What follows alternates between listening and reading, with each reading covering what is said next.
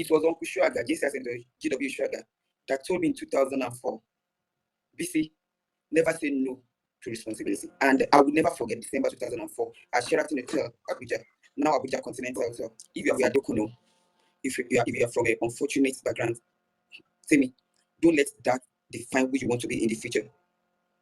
Okay. The African adage said that it's from the black pot we have white pap. Yeah. Why can't it just be the glory of the family? And then, in JCI will not ask you to bring your family background before they induct you to the organization. And I won't tell you that I'm perfect. I made a lot of mistakes because of my JCI journey. Do you understand? There's some personal stuff I missed out because I failed JCI. But at the end, I still thank God. Because that mistake I made now it now molded me to be able to mentor a lot of people. All right, thank you so much. You are welcome to JCI Journey Podcast. If you're just coming across this channel, I would indulge you to subscribe, share, and like, as we have many more episodes coming up. I have here a wonderful guest, JCI Senator Olabisi Aniso. You're welcome to this channel, man. Thank you for having me. So we are here to discuss JCI journey, how you have moved from just joining JCI to becoming the national president and other matters that are involved. But before we get into that, I want you to give us a background. Yeah, give us a background of how you started out. I'm talking about your family context now, because we believe that the mindset that brought you up, has a great role to play in how far you go in life. Can you speak to that now?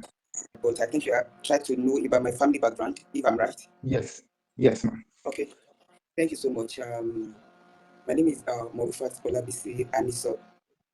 Yeah. Born in the 70s in the city of the Brown Roof, Ibadan. And I'm from a polygamous family. And then my mom is the second wife with 4 kids, 2 boys, 2 girls. I have stepsisters and brothers, fantastic people, awesome people. And it's kind of a very close family. My younger sister is my best friend. I have the best brothers in the world. Very, very protective. So I think my family happens to be the everything for me. Yeah. Wow. Good people in life. So. Wow. So talking about polygamous home, did that affect your upbringing? Were there fights that affected? Because I also grew up in a polygamous home, and that affected me a lot when it comes to my academics. Wives are fighting, children are fighting. Did that affect? Did you experience that at all? What a question, Penny. Oh my God. Anyway, the thing is just that there was nothing like anything that was like fighting or whatever. I would tell you it's kind of a lie. But I would tell you that it's kind of giving me positive effect, because it was kind of competition in the house. Exactly. I want to be this, I want to be that. And my dad happened to be was an army officer that comes home probably once a while, and then the first thing he will ask was like, hey, give me your results, or how you performing, go and bring your books. So we kind of want to like try to outdo ourselves. That's just the fact. And then my dad really tried doing his things. And I didn't know why he did it, because the first wife, first child, and my elder brother happened to be kind of the same age. Myself and the second one from the other wife happened to be my younger sister. So it's kind of 4 kids there, 4 kids. So, and we are trying to do.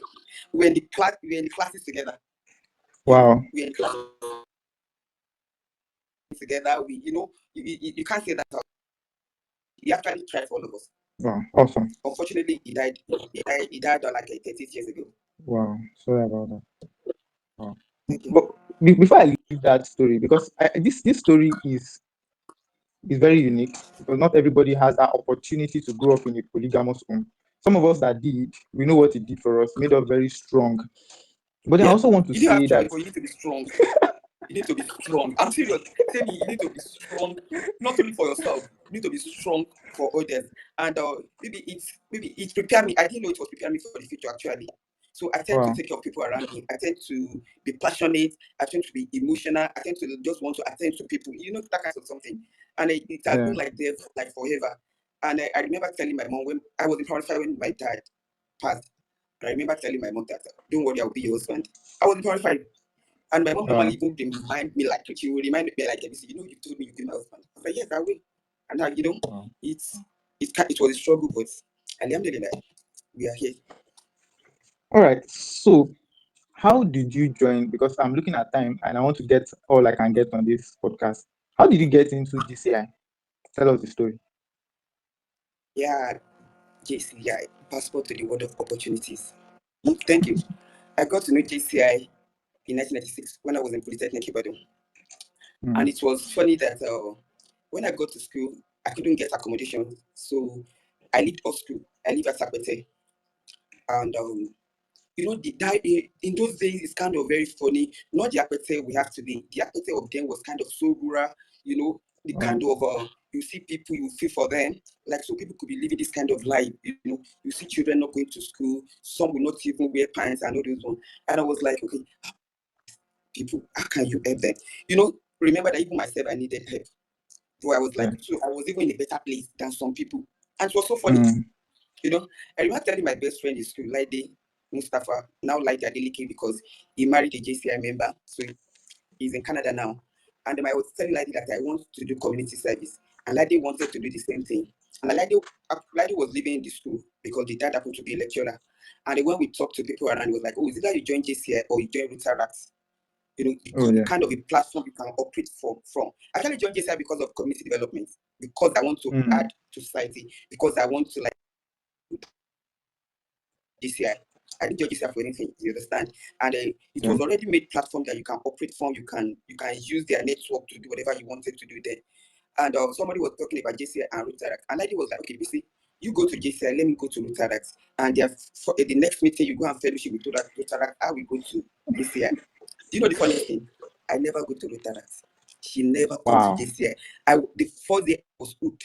You need to see the dressing. You need to see the way they were talking. You need to see the way they were moving motion. You need to see the way they were talking projects. You need to see the way I was just like, hello. So there's another life here.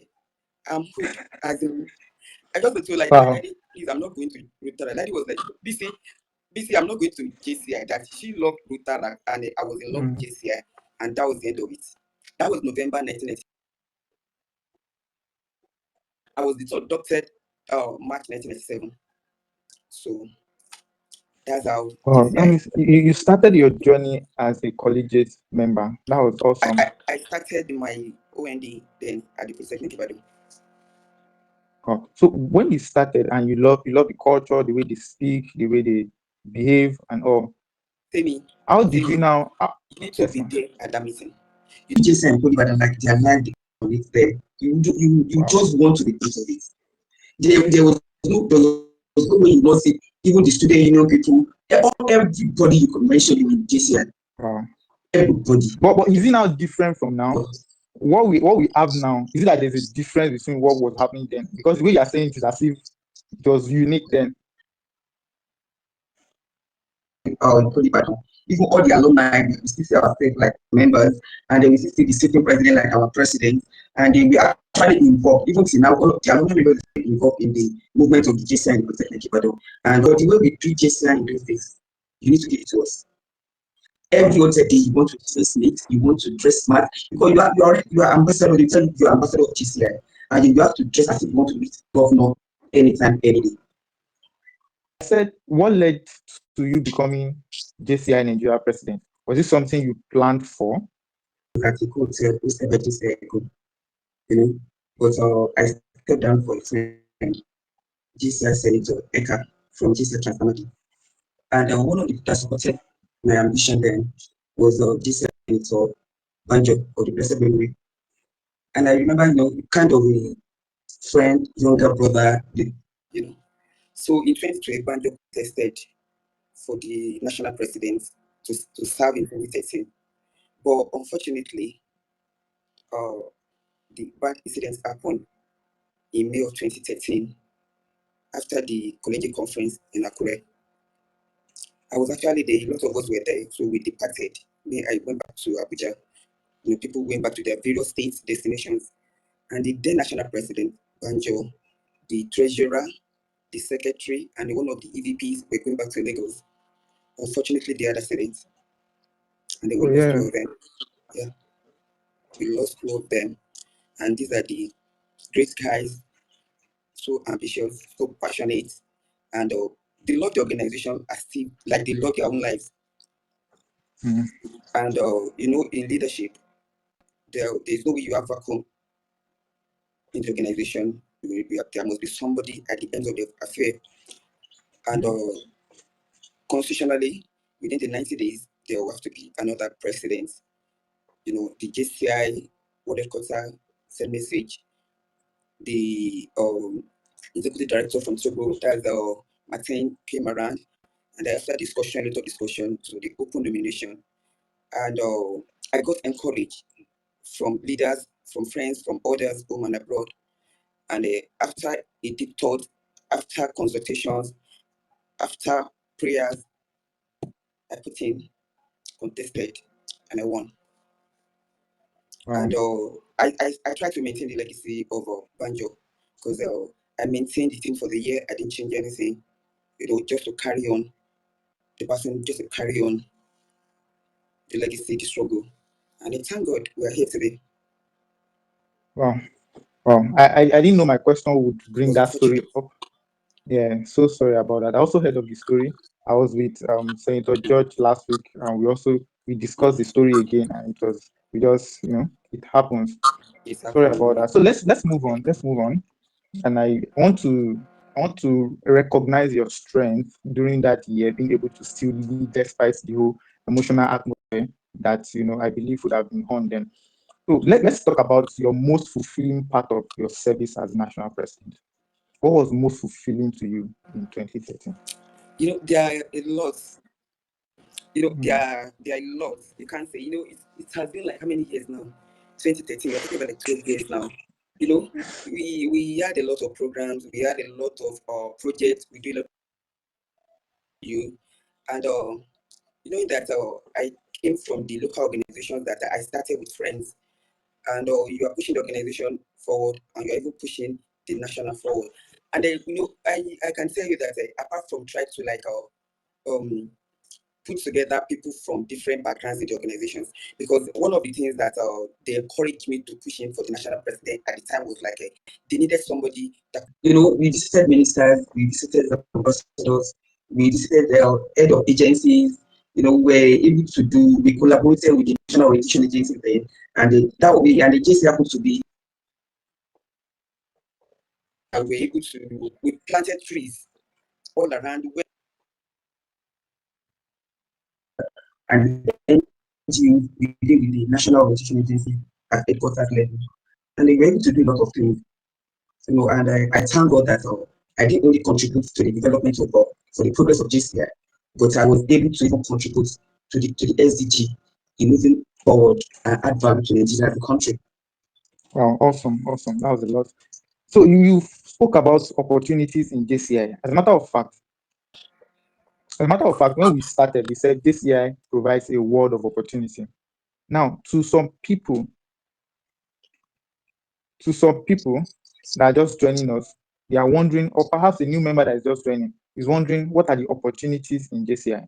World of opportunities in JCI. What are the opportunities you have benefited from as being in JCI? If you are a JCI member and you are not abnormal in your office, in your workplace, it means that you don't know where you belong. You know, we have to be different positively. The way you talk, the way you organize your things, the way you deliver your service. I will tell you that thank God for JCI in my life. There is no way I will be that I will not be recognized positively in terms of intellectual, in terms of smartness, in terms of service delivery, even in my workplace. And if you're JCI and you have integrity or sincerity of purpose, then you are not a member of these organizations. Even Wow. family way, the way I deal with things in my family, among the children of the house, even in my workplace, see me, JCI is a even if you are a hero, everybody can be hero. But JCI will make you to be superhero. Wow. I'm Um, serious. It's the the way you organization that talk has about added JCI, value to me in so many ways and has given me opportunity to meet people. As the national mm, president, I led delegates to the World Congress in Brazil. And one of the people that from Nigeria happened to be the richest black woman in Africa, Folorunso Alakija. So, like, like I said, this JCI is a value-added organization for those that know, or for the people that are aspiring to join. But it is a movement that everybody should join. Wow. So we both know that, let me put it this way, we know that JCI is expensive. And when I say expensive, in the sense that there's Southern Conference, there's Northern Conference, there's NatCon, there's colleges, there is AMEC, and all those conferences demand that you spend money. Sometimes in hundreds of thousands. The first question is, how were you able to fund yourself in JCI? That's the first question. Yes. So now the second question is, are there opportunities in JCI that result to financial benefit? Have you experienced such? Okay, let me tell you one thing. Number one, when I joined JCI, my mom,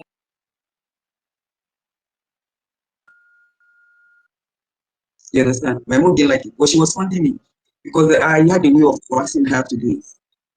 And there are even ways in JCI that will tell you that if you have people that can sponsor you, the organization will give you letter. And also, you have a lot of, JCI is a branch and an elite organization. You don't need to lie about that.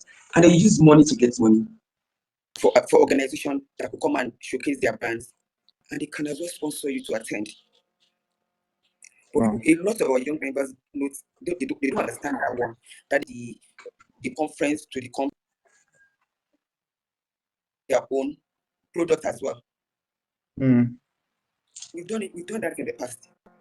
They Wow. come through JCI Nigeria, they come through your local organization, they come and showcase their product, they will sell their product to members. You can imagine bringing somebody selling a direct from Abeokuta, you bring the person to South Africa, you bring the person to Brazil, to Germany, to Canada, and they get their visa through JCI to do that. One of the opportunities of JCI, we are talking about opportunity, entrepreneur, we talk about international opportunity. You talk about leadership, you talk about a lot of things. And the idea is like a financial wise, you gain in the organization. You have a lot of people to work with. You have a lot of people to network with. And they tell you that your network is your network if you know what you're doing. True. Where you have a lot of people in different field of endeavors, in different sectors, even politically, you need anything, you have a lot of people and you don't know how to use them. You're connected to people in JCI you can talk to, and you need somebody that knows somebody that knows somebody. You understand? I have like 90% of my friends in JCI. So if anything happens, they are already made people for me to talk to. Well, let's quickly touch on. Let me give you an example. Okay.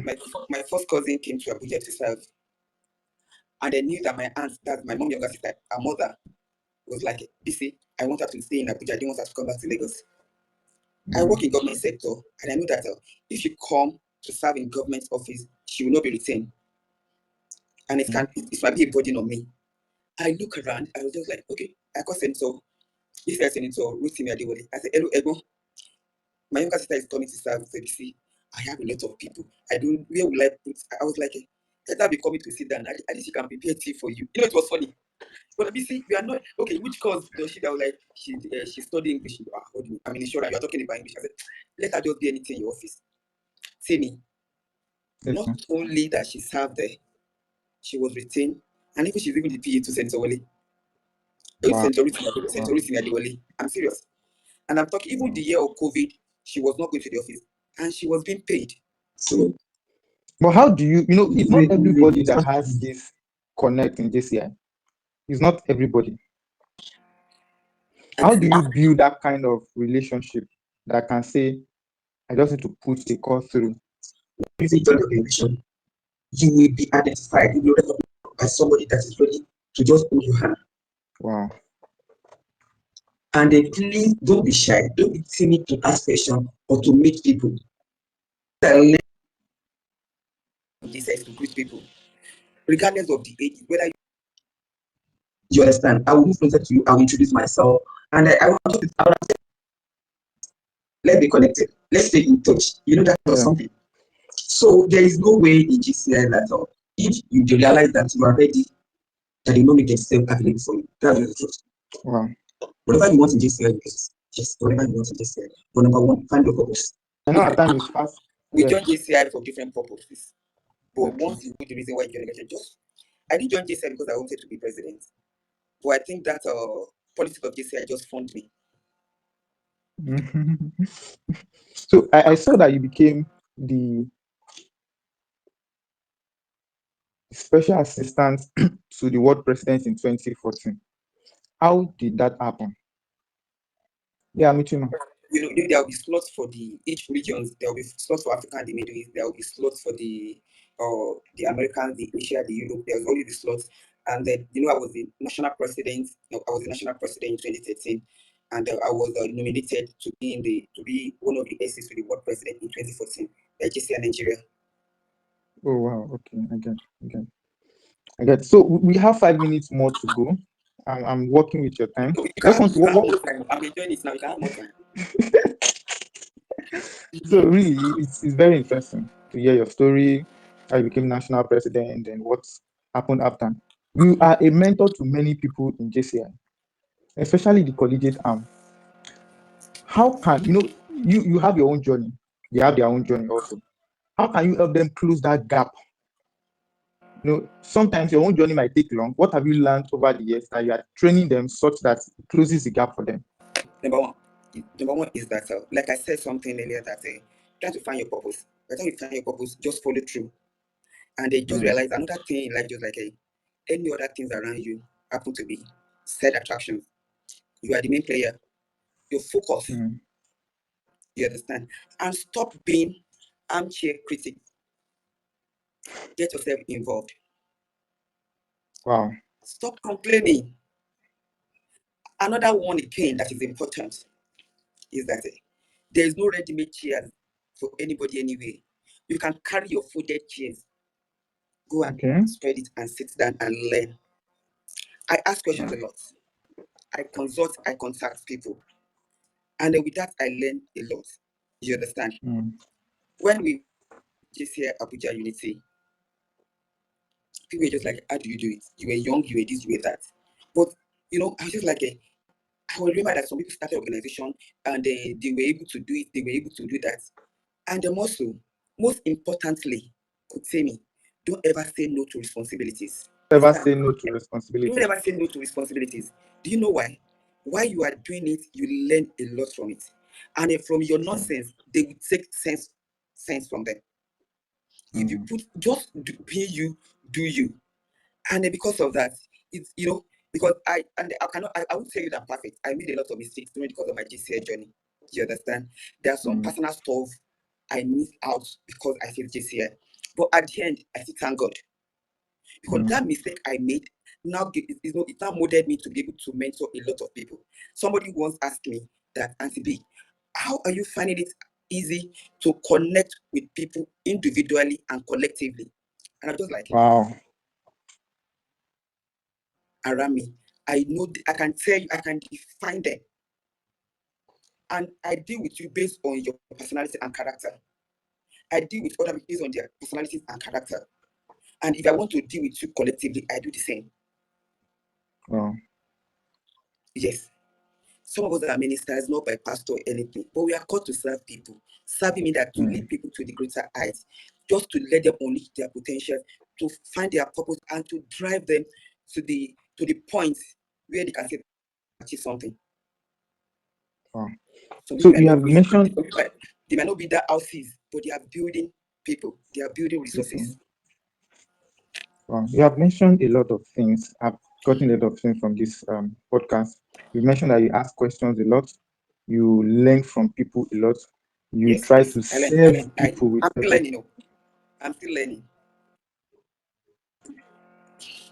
So I'm looking at it because I know you probably will be thinking of legacy now. What do you intend to do for the next 20 years of your life that you want people to know you for? Could say me, legacy is not what legacy is what that will actually live after you. Yes. You understand? And the people that knows me, the people that know me very well, if you know me very well, you know that I love impacting life. And most time I put myself in people's shoes, in people's situations. In fact, even that I can be looking at you and I realize that your face is dull, and I'll be crying that what is happening to you? You know, that kind of, you know, that kind of passion. Like I always put myself in people's hearts. And I have what we call the Olabisi Aniso Love Extension to the Needy since 2014. I normally use the platform. I normally use the platform to do my own things in a little way. You know, the needies. And I normally do them silently. Most time people don't know. I'll tell you, I don't really have more. But in my own little way, I believe I can contribute. For example, there was the time I went to hospital, you know, and I was at the pharmacy and I saw a particular boy call me. I didn't know even though he was coming to me and I was already crying. Because I was like, how could somebody be in this kind of pain? And by the time he approached me, he started talking. Anyway, one way or the other, I've been in mass life since then, you know. He's a sickle cell patient and he practically lives in pain. He lives in pain. That if he must talk to you on phone, you want to cry. But these are many more I want to do. I might not have that strength or the power to do more, but in the little way, I think I'm just like, let me just put small something. And I normally collaborate with CP, that's the cerebral palsy. I met a woman on Instagram. The funny is that the feed normally come to my page.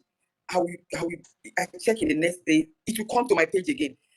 I know that it will come to my page again. And what's the problem? So I was forced to chat the woman. You know, what's the problem? And that's how Mush, the son, came to my life. I went to Lagos, checked to see them in the house, and the son was not born like that, but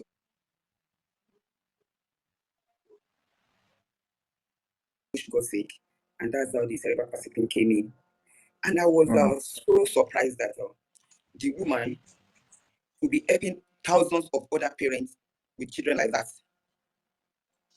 So I have to like, okay, let me collaborate opportunity as well to do. And students as well, you know, you get students, you do the career program for them, you try to talk to the ladies, you know, you the needy, the children like that. And I believe in the nearest future, I'll be able to do more and it will be more established. Wow, awesome. Awesome. You see, you have said a lot, but I'm concerned. You have a heart for people to help people. Has it ever affected your own personal family? Of course, of course. Even it affected me. I went to hospital to do something and I was there and I transferred the money I wanted to use to another person. I'm serious. It was not funny.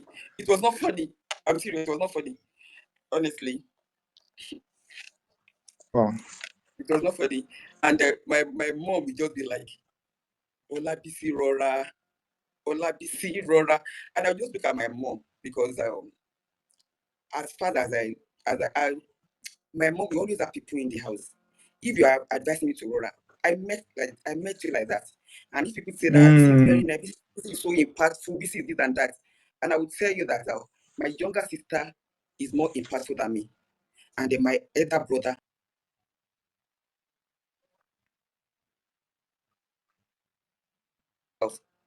So you know, when you grow up with love, you don't have any other thing but to give love. You know, So you cannot give what you okay. you cannot give what you don't have. Yeah, true. True. But what's the mindset that is making you do? Because our mind, what we do is a reflection of what we have inside of us. Aside the fact that you met your mom like that, what are the mindsets that guide your thinking? Because the way you are thinking, it's not everybody that is thinking that way. What are the mindset? What are the things you think of, you remember that makes you take those actions? Because they are not normal actually. But have you ever thought that you needed to do something and you are not doing it and you are feeling that God will punish you? Yes, Have you ever true. thought like that? Yeah. That's just it for me. If you know, maybe you wanted to do something or you want to give somebody something or you want to advise and you are holding it back and you are feeling pain. Wow. Like, I'm supposed to do this thing. This day I tried to like, let me just stay apart. And I wouldn't know even when I would put mouth. Mm. You understand? And not only my mom, even my dad. My dad was the guy's guy. Like, go for everybody in the family. Like I said, that what you don't have, there was no way you would give to people. My dad was a community person. My dad was a bridge builder. My dad believed that you're supposed to help not only your immediate family, but those around you. My mother, Wow. the same thing. You are the reflection of your parents. You are the mirror of who brought you to the world. And the more so, your sincerity of purpose, your conscience, it means a lot. And my mantra is that for you to live in a better society, you have to create a better society. And it starts with me. Yeah. It starts with me. In your So own house what's your today, advice? the positive change starts with you. And it takes one person to effect that. Advice And it will to a step to get it. so what's To your get it. advice to those that grew That's up it. in a wrong family? Their parents are not supportive, they don't have the kind of atmosphere and the kind of family you have. And they join JCI because they feel, okay, at least I can have a different kind of people. How do they, because their mindset will still set them back because they have been used to that kind of life. Now they are joining JCI. How can they catch up with a better mindset? And can I say that you don't let if you are from broken home, if you are from an unfortunate background, say me, don't let that define who you want to be in the future. Okay. The African adage say that it's from the black pot we have white power. Yeah. Why can't you just be the glory of the family? And then in JCI will not ask you to bring your family background before they induct you to the organization. Yes. True. It's So true. so why we not say that then? Because I'm from unfortunate background, then I don't want to be this and that. There will be a day I will share the first house we stay, and people will never believe that we ever stay in that kind of house. Wow. Yes, it was not all rosy. Even when my dad died, who tell you that it was super duper? No, Mm. but please, whatever you want to do in life, define them. Okay. And the only thing that could be revenge for unfortunate thing you face in life is success. You can only be inspired by people. If you cannot run, tell me, walk. If you cannot walk, endeavor to crawl. Just ensure that you are moving. Mm. Because the time we have will not pause for anybody. Before you see Jack Robinson, you meet all of us in the front. It is now your cross to carry. Wow. Everybody is a friend to success. So you have to define your purpose and work towards it, achieve it. And look, please, role model, mentors. Mm. You need someone that is like, I want to be like this person. These are the role models. Mm. Don't want to be like these people. They are your role models. Your role models are not the people you talk to every time, or you might not even have that close relationship with them. But Mm. they have that life. They are living the life. They are achieving what drive your innermost desire. Mm. You can be following them. You can even go to their page and be reading about them and be checking their quotes or the whatever they say. Your mentors Mm. are the people you talk to and they guide you Okay. to achieve great heights. Whether the mentor or the role models, please try to find one. Wow. Very important. It's very, very important. You understand? My Actually, last question. okay, sorry, it was Uncle Shuaga, JCS and the GW Shuaga, that told me in 2004, BC, never say no to responsibility. And I will never forget December 2004 at Sheraton Hotel, Abuja, now Abuja Continental Hotel. We are the program. Till today, it has been kind of my watchword to achieve things. If I didn't even know how to do something, I want to try. I want to try. Wow. Yeah. Last question I will ask now before I let you go. What do you Okay. see in people, aside the fact that you want to help less privileged people in JCI? What do you see in them that gets you attracted to them? Like you can say, this one, I want to support this one, I want to help this one, I want to encourage this Because I've enjoyed singing. one. Do you know why I got my censorship? No, tell us. I didn't know I would be awarded senatorship. I didn't feel form for senatorship. I was in Brazil, 2013 World Congress, and somebody came to me from the JCI World Headquarters that I really wanted to see me at the World Congress, and I went there because I was thinking that maybe he wanted to talk to me about the people that filled form that I signed for the senatorship from Nigeria, and he was like, "Oh, Madam President, you need to sign the form."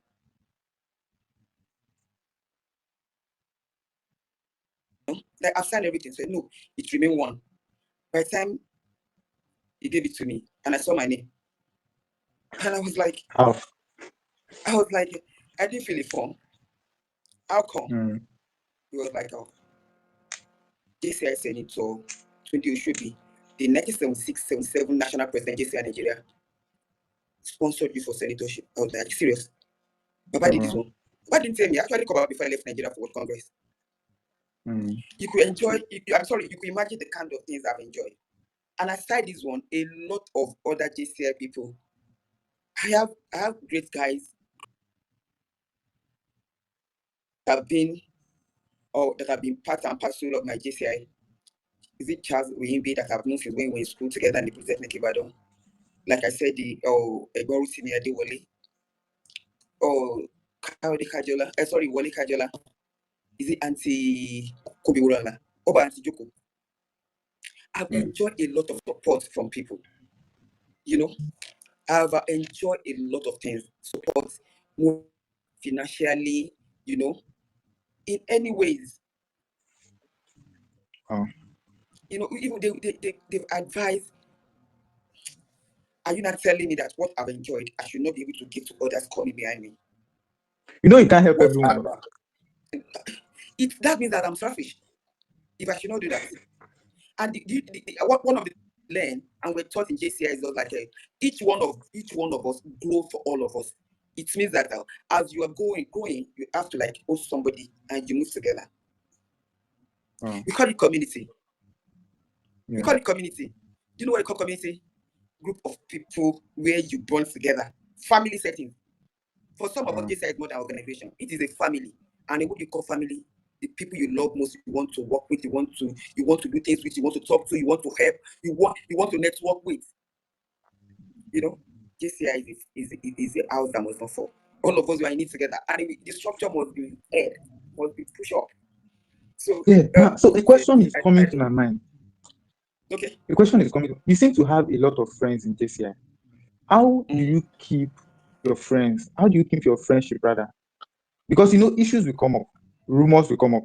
How do you keep that friendship going? The other things in JCI, another thing I learned in JCI, I try to grow thick skin. You know, most of the lemons already turned to lemonade, and I'm drinking them.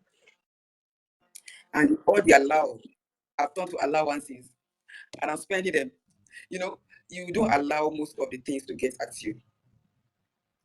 You know, everywhere the church, the mosque, the school, you cannot have 100% perfect settings. You know, but the beauty of it in JCI is that even if you have any arguments now, you just realize that we are all working for the same purpose. We still go out and eat rice or amala together. Affecting anything. It doesn't mean that you hate me. It's for the organization. We are all working towards the same purpose, but we are taking different routes.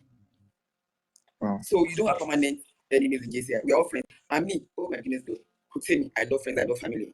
Oh my God, I love family so much, Kutemi. I came back to Abuja yesterday, you know. I was in Lagos. I was in Abeokuta. When I was in Abeokuta, I stayed at JCI Senator Tony Adeko's hotel. And I came back to Ibadan. And in Ibadan, I was mingling, talking to some of my JCI friends. And I knew that I had early morning flight to catch yesterday. I have to be in Lagos. And my younger sister, Femi Alade, I'm sure you must know Femi, Alade Mustafa. Okay. Femi is not a JCI colleague to me. Femi is my younger sister because the children, they are seeing me like the big mom. Our mom see me like a doctor. My mom see her like a doctor. And I'm just like, Abu Enko at here, you know, that kind of something. That we did not even hear from your younger sister. So I go to Lagos, straight to our office. We went home. So, what I'm hearing you say is that in JCI, we should go beyond just attending meetings, meeting people at GAs. We should get closer to people, know their office, know their house, bond with them much more beyond the General Assembly. Because that's what most of us do. After General Assembly, we are gone till the next month again. So to round this up, yeah. More involved. So why you don't want to know what is happening around there? One of my GCI Mr. Wole Kajola is one person that said, Olabisi, you are not picking my call. What's happening? I'm coming to see you in the house. I'm coming to see you in the office. I'll just be laughing that I'm okay.